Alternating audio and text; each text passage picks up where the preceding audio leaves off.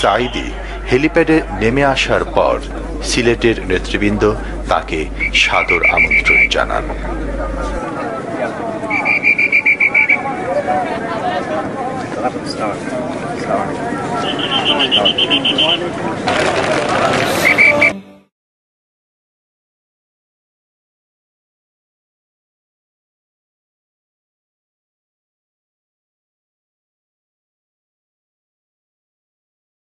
কি শুনতে এসেছেন? এই সুন্দর পরিবেশ সৃষ্টি করার পেছনে যারা ওসিলা, যারা কাজটি করেছে, তাদের জন্য আমাদের দোয়া করা দরকার। নবী করিম সাল্লাল্লাহু আলাইহি ওয়াসাল্লাম বলেছেন, মান লাম ইয়াশকুরিন নাস ফালাম ইয়াশকুরিল্লাহ। যে মানুষের কৃতজ্ঞতা প্রকাশ করতে পারে না, আদায় করতে পারে না, সে আল্লাহর শুকরিয়া আদায় করতে পারে না।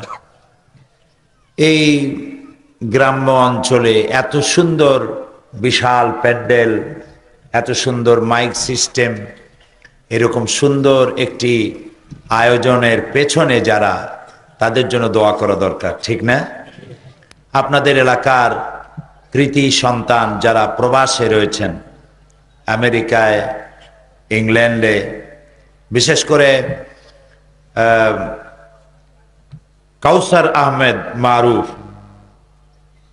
আপনাদের এলাকার সন্তান, মৌলানা নুরুল ইসলাম, ফয়সাল, ইকবাল, আলী আহমদ, সোহেল সহ আমেরিকা এবং ইউরোপে এই এলাকার যে সমস্ত প্রবাসী যুবকেরা আছেন যারা কাজ করছেন সেখানে, এ মাহফিলের পেছনে তাদের যথেষ্ট অবদান আছে এবং তারা আমার সঙ্গে যোগাযোগ করেছেন। আজকেও কাউসার আমেরিকা থেকে 2 বার আমার সঙ্গে যোগাযোগ করেছেন টেলিফোনে। এই মাহফিলটা যাতে সফল হয়, সুন্দর হয়, সেজন্য তারা রাত জেগেছে, কষ্ট করেছে, দোয়া করেছে, চেষ্টা করছে। আমরা দোয়া করি আল্লাহ রাব্বুল আলামিন এইসব প্রবাসী বাংলাদেশি, বিশেষ করে সিলেটের, আল্লাহ তাআলা তাদের প্রতি রহম করুন, ভালো করুন। সবাই বলেন আমিন। এবং আমাদের যে সমস্ত ছেলেরা ইউরোপে, আমেরিকা আছে, যারা কাগজপত্রের অভাবে সেখানে নিয়ম মাফিক লিগ্যাল হতে পারছে না, অসুবিধা আছে, আল্লাহ তাআলা তাদের কাগজপত্রগুলি সুযোগ করে দিন, আল্লাহ তাআলা সহযোগিতা করুন, রহম করুন। সবাই বলি আমিন। এবং সেখানে তারা দ্বীন ও ঈমান নিয়ে থাকতে পারে, আল্লাহ সে তৌফিক তাদেরকে দান করুন। প্রিয় আল্লাহ ইসলামের মাধ্যমে মানুষকে যত কল্যাণ করেছেন, কিসের মাধ্যমে? ইসলামের মাধ্যমে যত কল্যাণ করেছেন, তার মধ্যে 2টি কল্যাণ সব থেকে বড়। একটি হলো নবুয়ত, আর একটি হলো কিতাব। মুখস্থ করুন, একটি হলো নবুয়ত, আর একটি হলো কিতাব। কিতাব যদি শুধু নবী পৃথিবীতে আসতেন আর আল্লাহ যদি কিতাব না দিতেন, তাহলে সর্বনাশ হয়ে যেত। মানুষেরা নবীদেরকেই আল্লাহ বানায় ফেলাইতো, ঠিক না? ঈসা আলাইহিস সালাম রে আল্লাহ বানায় নাই, লোকেরা আল্লাহর ছেলে বানাইছে প্রথম। এখন তো আল্লাহই বানায় ফেলাইছে তারে। তিনি ত্রাণকর্তা, তিনি গুনাহ মাফকারী, তিনি আসবেন মানুষকে উদ্ধার করার জন্য, ইত্যাদি। আবার ইহুদিরা হযরত উযায়েরকে আল্লাহর পুত্র বানাইছে এবং নিজেরা আল্লাহর নাতি পুতি ইত্যাদি হয়েছে, নাউজুবিল্লাহ। তো কিতাব যদি না আসতো, শুধু নবী আসতেন, তাহলে এই সমস্যাটা হইতো। আর যদি শুধু কিতাব পাঠানো হতো, নবী না দেওয়া হইতো, তাহলে মাঝিহারা নৌকার মতো অবস্থা হতো মানুষের। যে নৌকায় মাঝি থাকে না, সে নৌকার অবস্থা কি হয়? নদীতে তুফান চলতেছে, কখনো এই কূলে ধাক্কা খাবে, কখনো ও কূলে ধাক্কা খাবে, 2 কূলের ধাক্কা খেয়ে মাঝখানে এসে ডুবে যাবে আরোহী সুদ্ধা, ঠিক না? এই জন্য আল্লাহ রাব্বুল আলামিন নবী দিলেন, আর কি দিলেন? কিতাব দিলেন। সুবহানাল্লাহ বলেন। এই কিতাব সম্পর্কে কবি বলছেন, উতর কর গারে হেরা সে সুয়ে কওম আয়া, উতর কর গারে হেরা সে সুয়ে কওম আয়া, और एक नुस्खे किमिया साथ लाया। নবী করিম সাল্লাল্লাহু আলাইহি ওয়াসাল্লাম হেরা পাহাড় থেকে নেমে এলেন আর সাথে আনলেন একটা পরশ পাথর। এটি এমন একটি পরশ পাথর যে তার সাথে লোহা লাগলো, লোহা সোনা হয়ে গেল, পাথর লাগলো, পাথরগুলি ডায়মন্ড হয়ে গেল। এরকম একটা পাথরের কথা শুনাই, যিনি পাথর ছিলেন হীরকখণ্ড হয়ে গেলেন। তার নাম অমর, তার নাম অমর। যখন তিনি কাফের ছিলেন, জাহিল ছিলেন, এবং চিন্তা করুন যে কতটা জাহিল হলে পরে একজন নবীকে হত্যা করতে একটা মানুষ আসতে পারে, কতটা জাহিল, কত অজ্ঞ, কত মূর্খ, কত নাদান হলে পরে আল্লাহর নবী হত্যা করতে আসতে পারে, চিন্তা করতে পারেন? আচ্ছা, সেই মানুষটি যখন নবীকে হত্যা করতে আসলেন তখন তার কানের মধ্যে কোরআন ঢুকে গেল। কানের মধ্যে কি ঢুকলো? তিনি যখন শুনলেন তাহা মা আনজালনা আলাইকাল কুরআনা লিতাশকা, কোরআনের আয়াত কানের মধ্যে ঢুকে কলজের মধ্যে গিয়ে ঢুকছে। সুবহানাল্লাহ। হযরত ওমর বোন রে ভগ্নিপতিরে পিটাই টিটাই থুইয়া তারপরে কোরআনের আওয়াজ শুনতে পেয়ে বুঝতে পারলো যে নিশ্চয়ই এরা জান দিতে চায়, তবু কোরআন ছাড়বে না। কি মজা এই কোরআনে, আমাকে নিয়ে চলো মুহাম্মদ সাল্লাল্লাহু আলাইহি সাল্লামের কাছে। নবী করিম সাল্লাল্লাহু আলাইহি সাল্লাম তখন বসা ছিলেন কয়েকজন সাহাবী নিয়ে গোপন একটা ঘরে। হযরতে আলী বলছেন, হযরত হামজা বলছেন, ইয়া রাসূলুল্লাহ, আমি দেখতে পাচ্ছি ওমর আসতেছে তরবারি নিয়ে, আমাকে হুকুম করুন, আমি তাকে দেখে নেই। রাসূলুল্লাহ বললেন, না, আসতে দাও, তাকে আসতে দাও। হযরত ওমর তরবারি হাতে নিয়ে, তরবারিটা হাতে আছে, ওই অবস্থায় ঢুকেছে। রাসূল জিজ্ঞেস করলেন, ওমর, কি মতলব নিয়ে এসেছ? ওমর বলছেন, মতলব তো খুবই খারাপ ছিল, খুব কুমতলব নিয়ে এসেছিলাম, কিন্তু কোরআন তো আমাকে উলট পালট করে দিল। আমি এখন জীবনের 26টি বছর অন্ধকারের মধ্যে কাটিয়ে দিয়েছিলাম, আমি এখন আলোর সন্ধান চাই। আল্লাহর নবী বলেন, ওমর, তুমি পড়ে নাও লা ইলাহা ইল্লাল্লাহু মুহাম্মাদুর রাসূলুল্লাহ।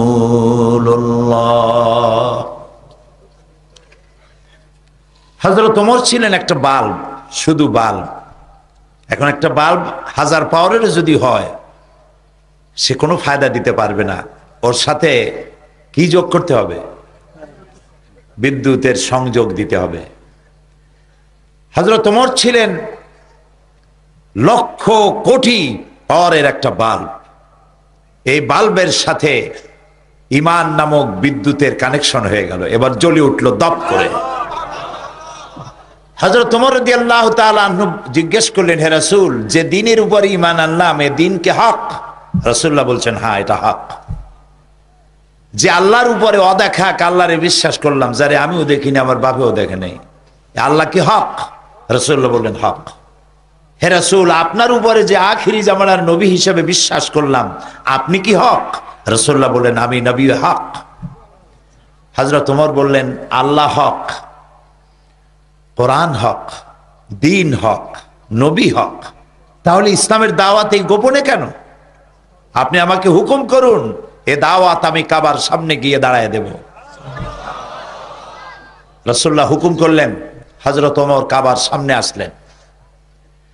কাবা শরীফের সামনে এসে হযরত ওমর বলেন, হে কুরাইশের নেতারা, শোনো, তোমাদের দ্বারা প্ররোচিত হয়ে আমি আল্লাহর নবীকে হত্যা করতে আসছিলাম, কিন্তু আমি নবীকে হত্যা করতে পারি নাই। নবীর তাওহীদের তরবারিতে আমার জাহালাতের কল্লা কাটা গিয়েছে, আমি মুসলমান হয়ে গিয়েছি।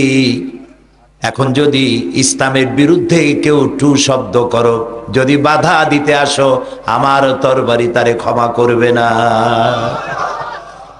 যেই তরবারিটা ছিল ইসলামের বিরুদ্ধে, সেই তরবারিটা চলে আসলো ইসলামের পক্ষে। সুবহানাল্লাহ।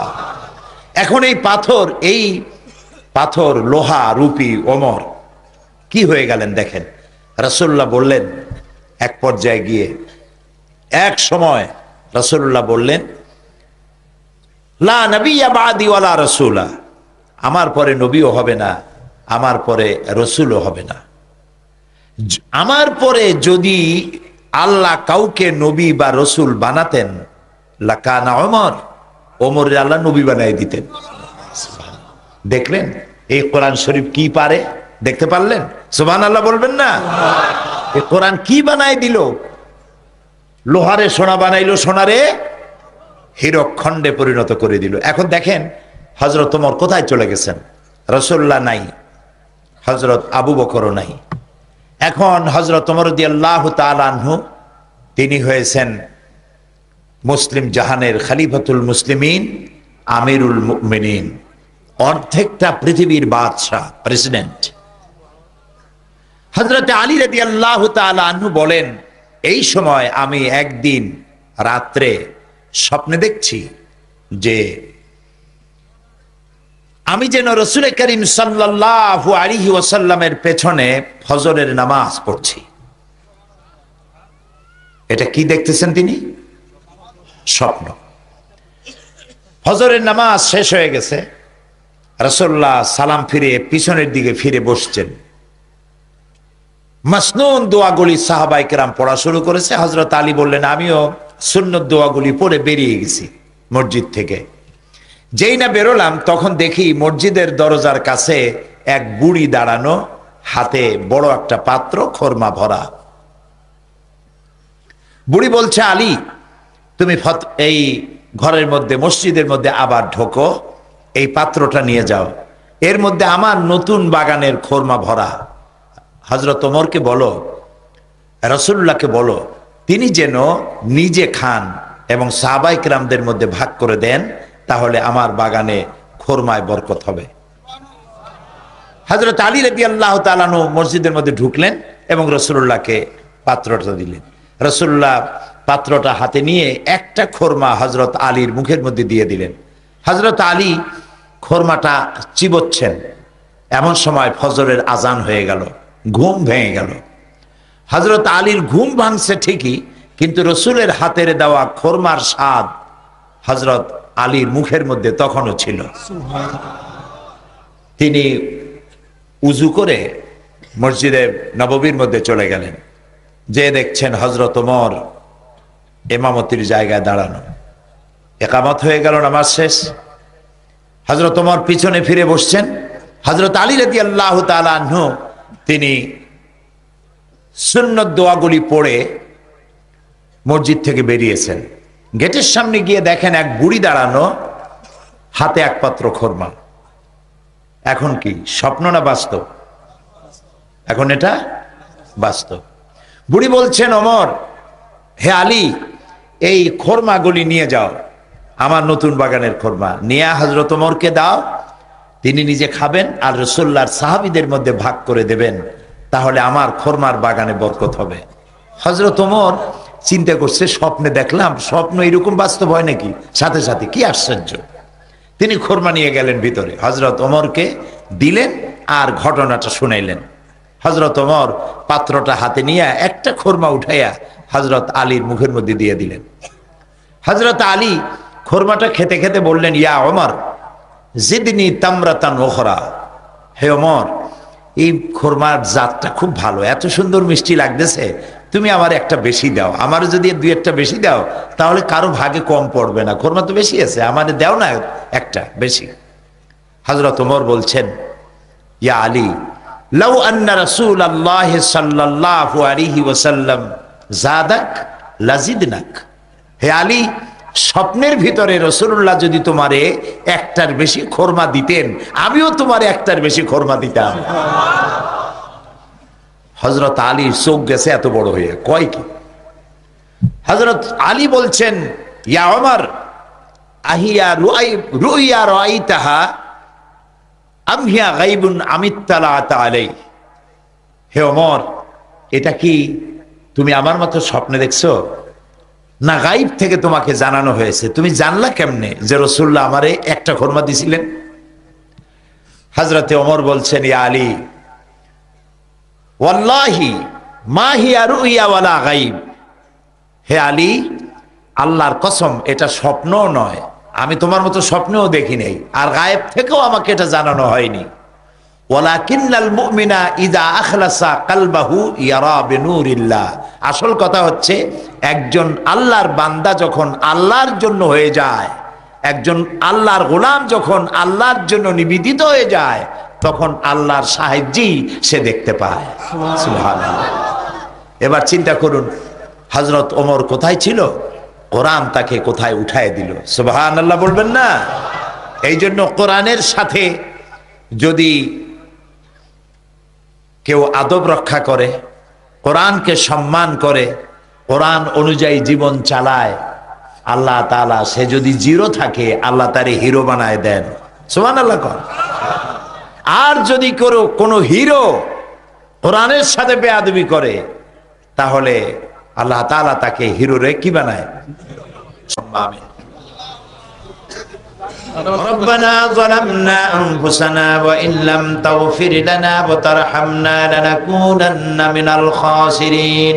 আয় আল্লাহ তাআলা, হাজার হাজার মুসলমান নরনারী বৈরাগী বাজারের এই সিনিয়র মাদ্রাসার সামনে তোমার কোরআনের কথা শুনে আমরা হাত তুলেছি। মেহেরবানি করে আমাদের জিন্দেগীর গুনাহ খাতাকে মাফ করে দাও রব্বুল আলামিন। আমাদের মধ্য থেকে আমাদের মা বাপ যাদের দুনিয়া থেকে বিদায় হয়ে গেছে, আল্লাহ তাআলা কবরগুলিকে জান্নাতের টুকরায় পরিণত করে দাও। রব্বির হামহুমা কামা রব্বায়ানি সাগীরা। সবাই পড়েন, রব্বির হামহুমা কামা রব্বায়ানি সাগীরা।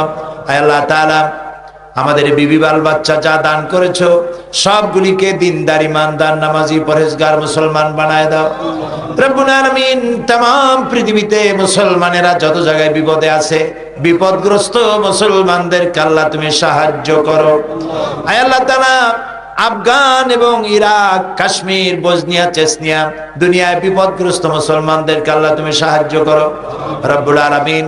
আমাদের দেশের মুসলমানেরা যারা বিদেশে কাজবাজ করছে, বিশেষ করে সিলেটে মুসলমানেরা, বৃহত্তর সিলেটের মুসলমানেরা যত জায়গায় প্রবাসী জীবন যাপন করছেন, তাদেরকে ঈমানের সাথে রাখো, ইজ্জতের সাথে রাখো, সুস্থতার সাথে রাখো, হালাল ব্যবসার মধ্যে তাদেরকে রাখো। আল্লাহ তাআলা আমেরিকা থেকে কাউসার সহ তাদের বন্ধু বান্ধব সবাই মিলে লন্ডন থেকে এই মাহফিলের আয়োজন যারা করেছেন, চেষ্টা করেছেন, অর্থ দিয়েছেন, আল্লাহ তাআলা তাদের প্রতি তোমার খাস রহমত নাজিল করো। বিদেশে বিভুয়ে বছরের পর বছর তারা আছে একটা লিগ্যাল কাগজ পাওয়ার অপেক্ষায়, যাদের লিগ্যাল কাগজ যারা পায়নি, আল্লাহ তাআলা প্রবাসীদেরকে এই কাগজটা সরকারিভাবে তারা যাতে পায় এবং সুস্থতার সাথে বিনা চিন্তায়, বিনা পেরেশানিতে তারা যেন হালাল ভাবে রুজি রোজগার করতে পারে, আল্লাহ এই তৌফিক তুমি তাদেরকে দান করে দাও। আল্লাহ তাআলা এই সিনিয়র মাদ্রাসাটি আল্লাহ তুমি দয়া করে ফাজেলে কামেলে পরিণত করে দাও। যারা টাকা পয়সা দিয়েছেন এবং দেওয়ার ওয়াদা করেছেন, আল্লাহ তাআলা তাদের ওয়াদা পূরণ করার তৌফিক দান করে দাও।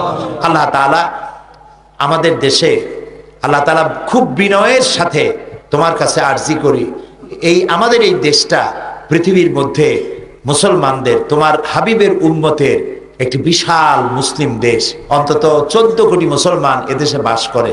আল্লাহ তাআলা কারা যেন গ্রেনেড মারিয়া, বোমা মারিয়া দেশটার বড় বদনাম করে ফেলে দিল। আল্লাহ তাআলা এই গ্রেনেড হামলায়, বোমা হামলায় যেসব মুসলমান চলে গেল, আল্লাহ তাআলা তাদের প্রতি তুমি রহম করো। সেদিনও হবিগঞ্জে যে ঘটনা হয়েছে, এই ঘটনার শিকার যারা হয়েছে তাদের প্রতি তুমি রহম করো। আল্লাহ তাআলা এই বোমা যারা মারলো, এই গ্রেনেড যারা মারলো, আল্লাহ তুমি তাদেরকে প্রকাশ করে দাও, তাদেরকে ল্যাংটো করে দাও, তাদেরকে বেইজ্জত করে দাও। আল্লাহ তাআলা তোমার কাছে বিনীতভাবে ফরিয়াদ করি, এই যারা বোমা মারে, সন্ত্রাসী তৎপরতা চালায়, গ্রেনেড মারিয়া বাংলাদেশটারে বেইজ্জত করতেছে, আল্লাহ তাআলা তুমি তাদেরকে হেদায়েত দাও, ওদেরকে হেদায়েত দাও। আল্লাহ তাআলা তোমার ইলমে যদি জানা থাকে যে ওদের নসিবে হেদায়েত নাই, তাহলে নমরুদ, হামান, সাদ্দাদ এগুলার যেমন গজব দিয়ে তুমি ধ্বংস করেছো, আল্লাহ গ্রেনেড হামলা আর বোমা হামলাকারীদেরকে লানত দিয়া গজব দিয়া বিদায় করে দাও আল্লাহ তাআলা। বাংলাদেশে নৈরাজ্য সৃষ্টিকারীদেরকে আল্লাহ এদেরকে পাশ পাশ করে দাও, এদের পায়ের তলার মাটিকে খসায় দাও, এদের ঐক্যের মধ্যে ফাটল ধরিয়ে দাও আল্লাহ তাআলা। এদের মানুষের উপরে এদের প্রভাবকে আল্লাহ উড়ায় দাও রব্বুল আলামিন। তুমি বাংলাদেশের এই নিরীহ মানুষগুলি, এই গরিব মানুষগুলির মুখের দিকে তাকায়া তোমার রহমত করো আল্লাহ। এই কত বড় বদনাম হলো, একটা বিরাট সম্মেলন হতে যাচ্ছিল, সেই সম্মেলনটা হতে পারলো না একটা বদনামের কারণে। আল্লাহ এই বদনাম যারা করলো গোটা জাতির কাছে আল্লাহ তুমি তাদেরকে উলঙ্গ করে দাও আল্লাহ তাআলা। তুমি আমাদের প্রতি মেহেরবান হও, আমাদের গুনাহ খাতা মাফ করে দাও। কয়েক সেকেন্ড আমি আপনাদের জন্য ছেড়ে দিলাম, আপনারা নিজেদের কথা নিজেরাই আল্লাহকে বলেন, দোয়া কবুল হবে ইনশাআল্লাহ।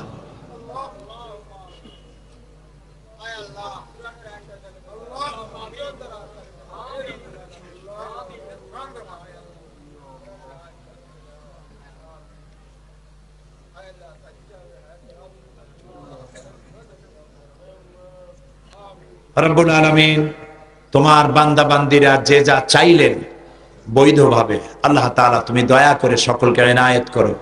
আল্লাহুম্মা লা তারুদ্দানা খাইবিন। আল্লাহ তাআলা একেবারে কিছু না দিয়ে আমাদেরকে খালি হাতে এই ময়দান থেকে ফেরত দিও না বাবা। আমাদেরকে তোমার রহমত দিয়ে আমাদেরকে মালামাল করে দাও আল্লাহ তাআলা। তুমি তোমার আরশে আজিম থেকে বৈরাগী বাজারের এই মাহফিলটার দিকে রহমতের নজর দিয়ে একটু তাকাও আল্লাহ তাআলা। আমাদেরকে ক্ষমা করে দাও, আমাদেরকে ভালো করো, সুন্দর করো, নেক আমল করার তৌফিক দিয়ে দাও, শয়তানের সব রকমের ওয়াসওয়াসা থেকে বাঁচার তৌফিক দাও। এই এলাকার যুবকদেরকে যারা ড্রাগ এডিক্টেড হয়েছে আল্লাহ তাআলা তাদেরকে ড্রাগ থেকে মুক্ত করে দাও। ربنا تقبل منا إنك أنت السميع العليم وتب علينا إنك أنت التواب الرحيم سبحان ربك رب العزة عما يصفون وسلام على المرسلين والحمد لله رب العالمين واجعل آخر كلامنا عند الموت لا إله ইল্লাল্লাহু মুহাম্মাদুর রাসূলুল্লাহ। আসসালামু আলাইকুম ওয়া রাহমাতুল্লাহ। আসবো না আমি আর ভুবন। আসসালামু আলাইকুম। সবাই খুশি, তোমার মাহফিল এত ভালো হয়েছে যা চিন্তা করার মতো না। মানুষের ঢল ভাই এখন ভিডিও করছে। খালি তুমি ছিলে না, বাকি তো মাহফিল অনেক ভালো হয়েছে এবং তোমার জন্য দোয়া হয়েছে, তোমার সাথীদের জন্য দোয়া হয়েছে, সবার জন্য দোয়া হয়েছে। ওয়াজ শুনেছো? আচ্ছা আলহামদুলিল্লাহ। ওই সরাসরি টেলিফোনে এরপর আমি তোমার ভাইকে বলে দেবো যাতে ক্যাসেটটা করে তাড়াতাড়ি তোমার ওখানে পৌঁছায় যায়। আচ্ছা আচ্ছা রেখে দিলাম। আমি এখন সিলেট চলে যাচ্ছি, রেখে দেই। কথা বলো আলাউদ্দিনের সাথে। আসসালামু আলাইকুম। একটু আমরা পিছিয়ে যারা বসবো। তুমি আমার বাসায় এসো, বুঝছো?